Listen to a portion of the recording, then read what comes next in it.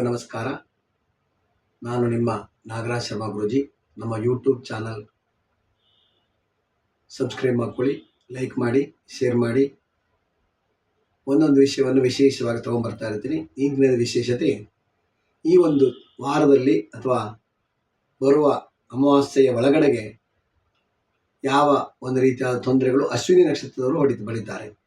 ಅಶ್ವಿನಿ ನಕ್ಷತ್ರ ಏನು ಮಾಡಿದರೆ ಒಳ್ಳೆಯದು ಮತ್ತು ಹೇಗೆ ಅಶ್ವಿನಿ ನಕ್ಷತ್ರದ ಫಲ ಅಂತ ಅಂದರೆ ಅದು ಮೇಷರಾಶಿಯವರ ಫಲ ಏನು ಅಂತ ಹೇಳ್ತಕ್ಕಂಥ ನೋಡೋದಾದರೆ, ಮೇಷರಾಶಿಯವರಿಗೆ 2ನೇ ಮನೆಯಲ್ಲಿ ಗುರು ಆಗಿದ್ದಕ್ಕೋಸ್ಕರವಾಗಿ ಕಾರ್ಯದಲ್ಲಿ ಎಲ್ಲವೂ ಕೂಡ ಸಫಲತೆಯನ್ನು ಕೊಡ್ತಕ್ಕಂಥದ್ದು, ಶುಭವನ್ನು ಕೊಡ್ತಕ್ಕಂಥದ್ದು.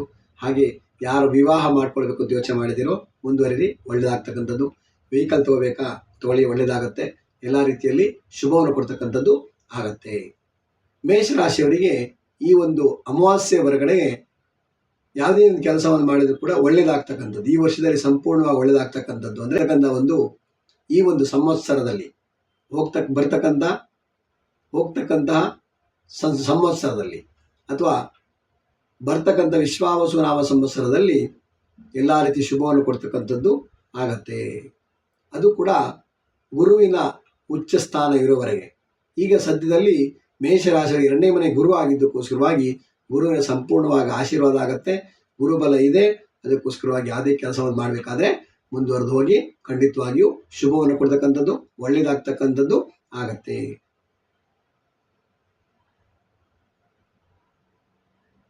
ಈ ಒಂದು ರಾಶಿಯವರಿಗೆ ಅಮಾವಾಸ್ಯೆ ದಿವಸದಲ್ಲಿ ಒಂದು ಕೆಂಪು ವಸ್ತ್ರವನ್ನು ಯಾರಾದರೂ ಬ್ರಾಹ್ಮಣರಿಗೆ ಅಥವಾ ಯಾವುದೇ ಒಂದು ದೇವಸ್ಥಾನದಲ್ಲಿ ಹೋಗ್ಬಿಟ್ಟು, ಅದು ವಿಶೇಷವಾಗಿ ಗಣೇಶ ದೇವಸ್ಥಾನದಲ್ಲಿ ಅಥವಾ ದುರ್ಗಾ ದೇವಸ್ಥಾನದಲ್ಲಿ ದಾನವಾಗಿ ಕೊಡೋದ್ರಿಂದ ಖಂಡಿತವಾಗಿ ವರ್ಷ ಪೂರ್ತಿಯಾಗಿ ಯಾವುದೇ ರೀತಿಯ ಸಮಸ್ಯೆಗಳು, ತೊಂದರೆಗಳು ಬರೋದಿಲ್ಲ, ಶುಭವಾಗ್ತಕ್ಕಂಥದ್ದು.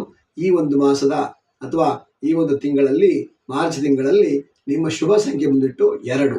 2ರಿಂದ ಯಾವುದೇ ಕೆಲಸವನ್ನು ಮಾಡಿದರೂ ಒಳ್ಳೆಯದಾಗ್ತಕ್ಕಂಥದ್ದಾಗತ್ತೆ. ಕೆಂಪು ಬಣ್ಣ ನಿಮ್ಮ ಶುಭ ಒಂದು ವರ್ಣ ಆಗಿರುತ್ತೆ.